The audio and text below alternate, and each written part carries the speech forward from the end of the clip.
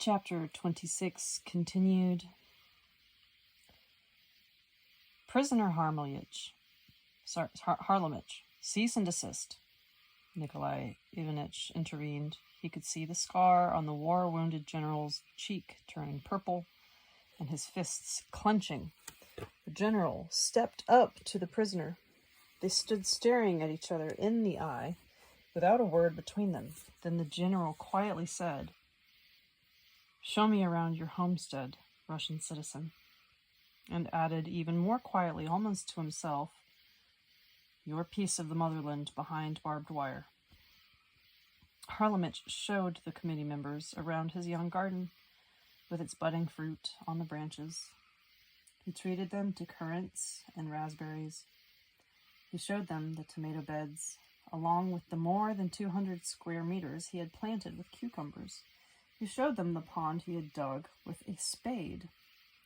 Standing beside the pond was a neatly arranged row of barrels. "Harlemich has a particular know-how here," Nikolai Ivanitch explained to the committee members, pointing to the barrels. "He salts away 150-liter barrels of cucumbers every year. He's developed a superior first-rate pickling method, and he's invented an original preservation system. First, he fills each barrel with cucumbers and brine, then he caulks them and stores them in the pond underwater. They'll keep that way till spring. As soon as the restaurant wholesalers arrive from Moscow, Harlemich chops a hole into the ice and drags a barrel over to the entry point. We sell them at 500 rubles a barrel. Harlemich gets 250, and the rest goes to the prison coffers." "And how much does each enterprise make annually for your facility?" inquired one of the committee members. "On average, around 100,000 rubles a year," responded Nikolai. "Though according to contract, half of it goes to the workers on the plots." 100,000? The committee member was astonished. "You've got here 180 acres all told. That means you have a net profit of 90 million a year from them?" "Yes, that's right." "And the prisoners each make 50,000 a year?" "Yeah, that's how it works out." "In the whole country, we've got over 1 million citizens being held in incarceration. What if we switched them all over to such a system? What a tremendous source of income for the country. Plus the number of criminals, judging from what we can see, would significantly decrease." "Switch over all of them?" Another committee member broke into the conversation. "But we're facing quite a different question here. The zone may even be closed down. Why were we brought here anyway? To find out what's really happening. There's something funny going on here. Prisoners living in better conditions than people at liberty? And these prisoners, no matter how you put it, are criminals. Anyway, what are you going to do, Nikolai Ivanitch, when these people's terms are up?" The warden answered without hesitation, "If I had my way, I would let every last one of them look after their own plot.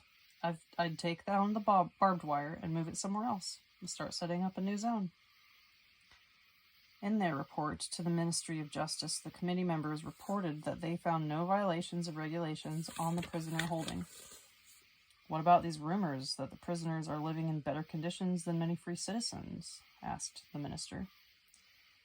"Then it is the lives of our free citizens that have to be improved," the committee chair observed. "We need to give people land, not lip service, but in actual fact." "But that's not within our jurisdiction," said the minister, dismissing the proposal. "Let's get right to the essentials." "In terms of essentials, it comes down to this. We need to replicate this experience in all the facilities under our jurisdiction," the committee chair stated firmly. "I second that," affirmed the woman deputy, adding, "and I fully intend to introduce a bill to the Duma to grant every Russian family a hectare of land for lifetime use whereon to establish their own kin's domain." The Duma passed the law.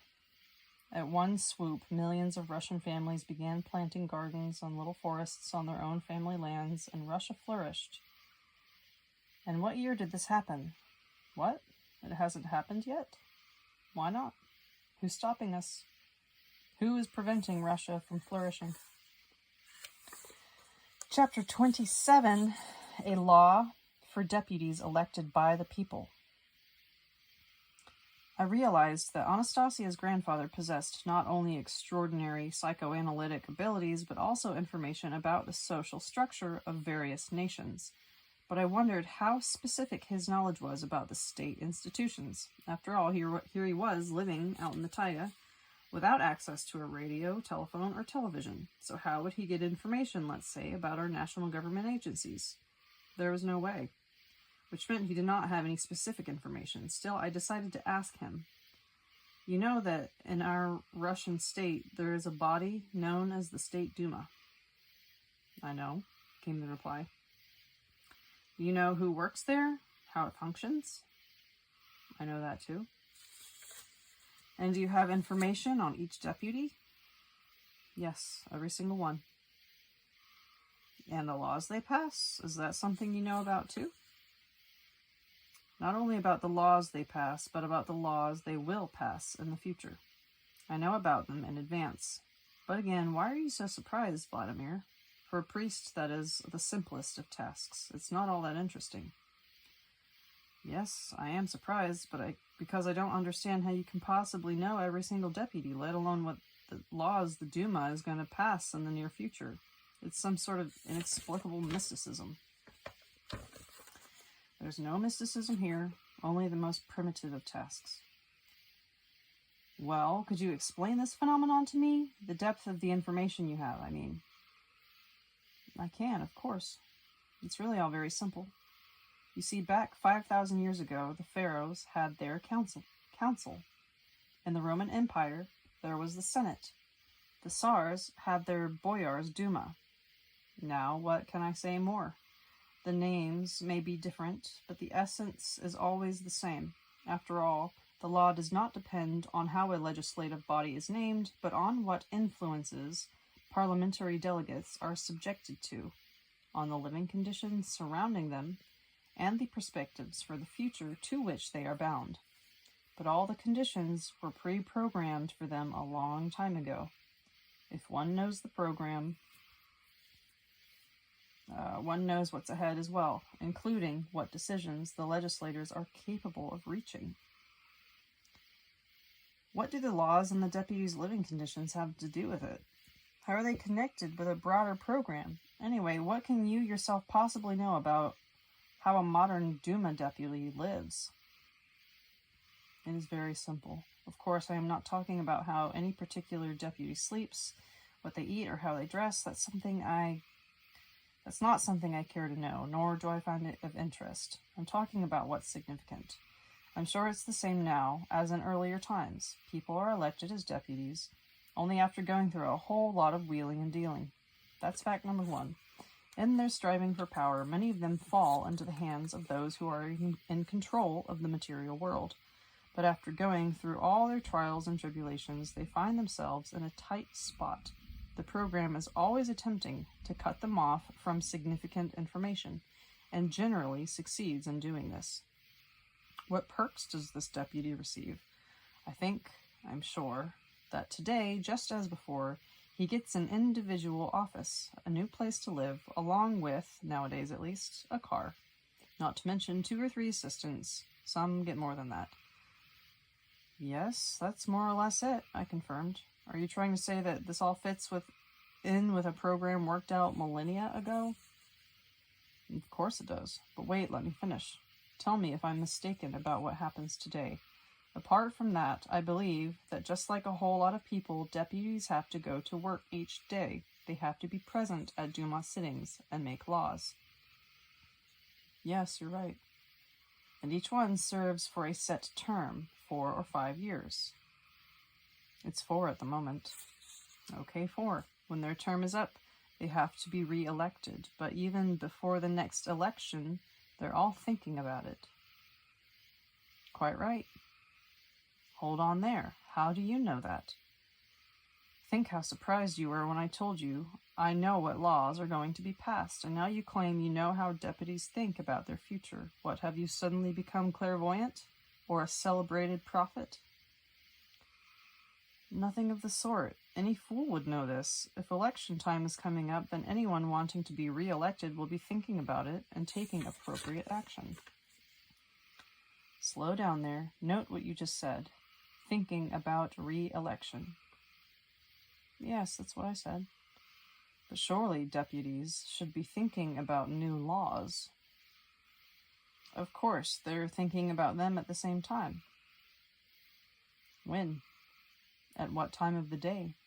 In short, believe me, the program does not leave them any time for thinking. For ages now, as you too well know, the people have been choosing parliamentary delegates on the expectation that they will then pass wise laws. What the people don't understand is that their basic program does not allow them to think. Think about this yourself sometime. I did subsequently think about this situation over and over again, in fact. And truly, our traditional laws on the election and duties of Duma deputies began to seem more and more absurd. Let's take a more detailed look at the practice as how it has evolved up until now. Let's say a relatively smart fellow, above average, that is, has decided to stand for office. He wants to participate in passing wise legislation that will help people lead a good life. In the running gauntlet of an election campaign, he is very likely to find himself dependent on funding. Some become more dependent than others. This in no way means that someone from the world of the wealthy offers financial assistance to every single candidate in return for future considerations. It is enough to point out that the various levers that can be moved with the help of money. We are shown this in the press and on the TV through stories about so-called dirty technology, but we all watch it through the eyes of an outside perspective. On the other hand, the actual participants in election campaigns are far more from being outside observers. They know what it's like to be the target of smear tactics. Even when you haven't experienced it yourself, you can, of course, well imagine what kind of weapons can be used against you when big money is involved. A defense reaction is only natural. You have to cover your behind at all costs. And behind you, in this case, is some pretty big money.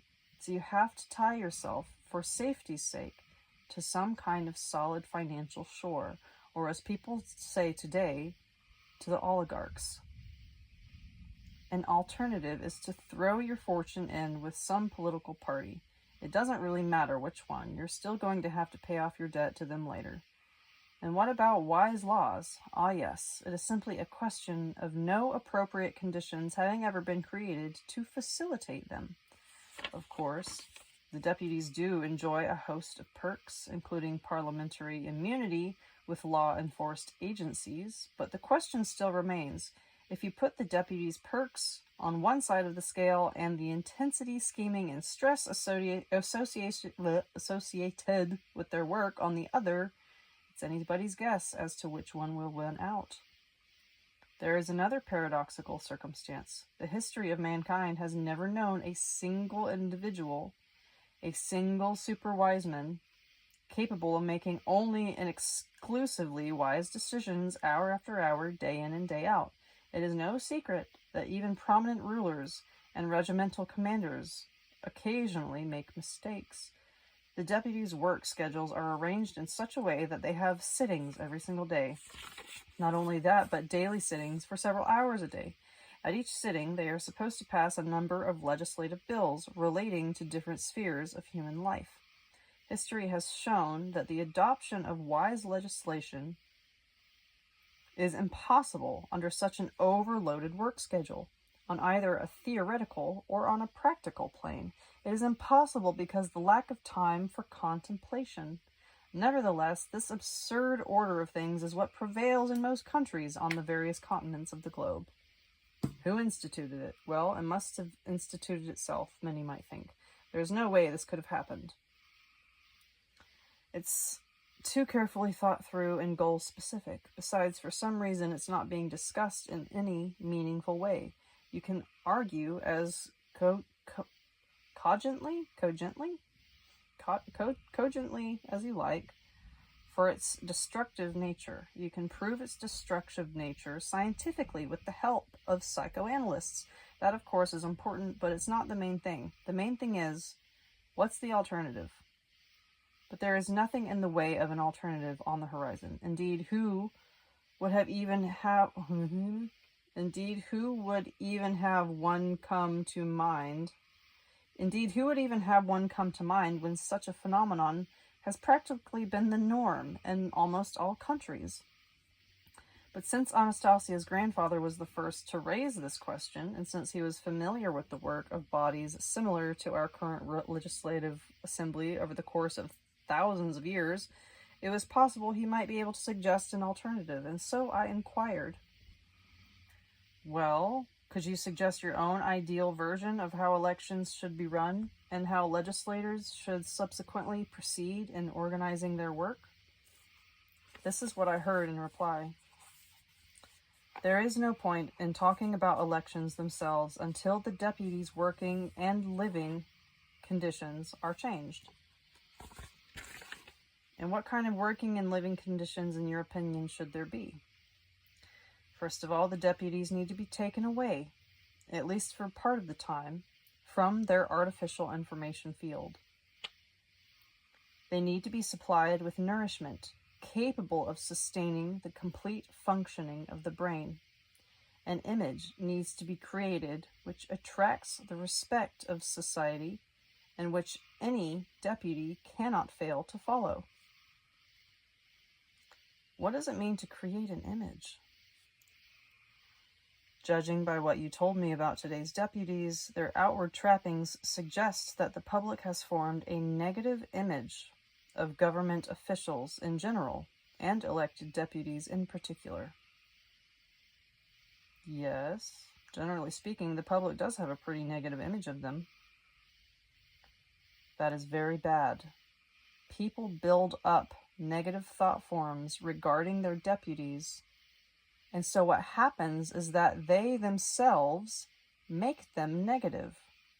An image is the most powerful, concentrated energy of a large number of people. And how are people to think of them positively if their own life doesn't improve? You see, we've got what amounts to a closed circle here. Each time you elect those who seem to be the best people for the job, but then no sooner are they elected than you start calling them the worst people. Just how do we get out of this vicious circle? For the past 5,000 years, there has been no better way than the one proposed by Anastasia, and there won't be in any foreseeable future. What did you have in mind here? Land. She said we need to give each willing family at least a hectare of land for lifetime use whereon to establish one's own kinsdomain, but she didn't say anything about parliamentary deputies. In fact, she specified every willing family. Do not deputies have families? Indeed they do. So, why not start with them? The public would say that's going too far. They've got enough perks as it is. You need to explain to the public on whose behalf this step is being taken. They need to know what the most favorable conditions are for passing the legislation the public expects. But on what basis should the deputies be granted land? On special terms, or the same as for everyone else? The same as for everyone else, though not exactly. Every deputy should be allotted at least 150 hectares of land on which a new type of community will be established according to the principles Anastasia talks about. Of the 150 hectares granted for lifetime use, the deputy may keep one for himself, as long as his family is small and no additions are in the offing. In cases where the deputy has children who are already forming their own families and they want to set up domains of their own, a hectare should be set aside for each of his children's families. Thus, the deputy himself will end up with 1 or 3 or 5 hectares of land, depending on the size of his family. What about the remaining hectares? You mentioned 150 all told. 30% of the remainder he can give away to whomever he likes. But after that, the plots should be offered to people from different social strata: soldiers, academics, artists, entrepreneurs, and so forth. In each community, 1 or 2 hectares should be definitely set aside for refugees and children from orphanages. But 2 deputies should not be given land in the same community. So what then? If each deputy has his own family domain, does that mean that the laws will get better right away? Of course they will. Our country will have the wisest laws in all of the world. How so? At the moment, deputies spend long periods of time in their offices and at parliamentary meetings, cut off from the public. At the moment, they do not receive any gratitude for good laws or censure for bad ones. At the moment, following their natural inclinations, they try to provide for the material well-being of their own families. After their term of office is up, they may change their place of residence and even move to another city or another country where nobody will reproach them or hound them for any violation of expected norms. A change of residence or country will not affect their financial status. As long as they have money, they can go wherever they like and find shelter, food, and clothing, but money will not be able to buy them a kin's domain of their own, a piece of their motherland. Today, the concept of motherland is terribly distorted. Motherland is nothing but a territory someone has defined by borders, but when you stop to think of it, one's motherland always begins with one's family land and extends to encompass all the people who are of kindred spirit to you. Those who begin to establish their own kin's domains will obtain their motherland in perpetuity. The loss of one's family domain is the loss of one's motherland in perpetuity. This is the greatest tragedy for one's family. It is not their laws or their morality that will prevent deputies from making wrong decisions, but their kin's domains. And for people who have their motherland, money will lose its primary importance. Only in his kin's domain can man obtain the complete range of nutrition that he needs, including nourishment for the proper functioning of the brain. But this is extremely important for people who have a lot of thinking to do. The sittings of the State Duma should run no more than 3 days a week.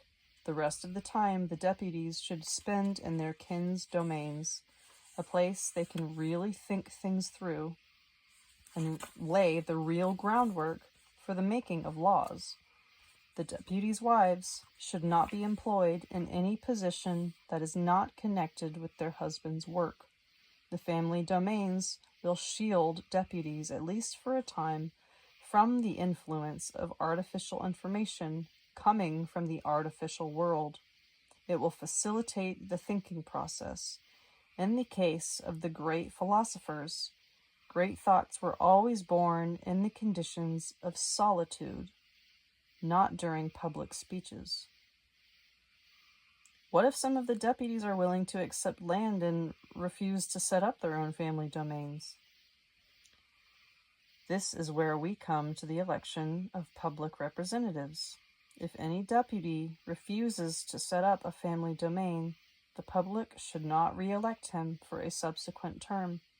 Even though he holds citizenship in the country where he was elected, in reality, he is a foreigner. He doesn't need this motherland. And no matter what good things are said about him, his actions, in fact, will bring no good to the people. But once they know that voters will give preference to candidates who have a family domain, some deputies may just take the land and erect their own palace-like mansions on it, along with tennis courts and brick walls, and won't plant any trees or garden or living fence as Anastasia recommended. What then? Then they will show what they are really made of. But here, too, people will be able to make the right choice. Why do you think every man in Rus was endowed with a patronymic? Footnote, patronymic, derived from the Russian word for father, otets, and relates to the word for fatherland, the middle name of every Russian citizen, derived from one's father's first name. Okay. Back in the early days of Rus, a man would introduce himself by saying, "I am Ivan, from Nikita's domain," citing the name of his father or grandfather who had established his kin's domain. In other words, the domain was something to be proud of. In referring to it, the man would describe himself, as well as his character and abilities, in the fullest possible manner. Anyone who could not point with pride to his domain was considered an outcast. The more Anastasia's grandfather went on about the kin's domains, the more distinctly the joyful picture of our country's future became etched into my consciousness. Can you just imagine? Imagine 360 deputies of our state Duma, each taking 150 hectares of land and organizing 360 marvelous new-style communities. Each deputy will then be showing not just in his words but in his actions what he is capable of achieving. And Russia will bear witness to the first 360 oases in which Russian Federation citizens will begin to live in actual human conditions. Then these deputies will pass legislation, and naturally there will be not a single law harmful to the environment. They will pass laws guaranteeing the right of each citizen to obtain his own small piece of the motherland. They will stand up for this right because each of them will have their motherland.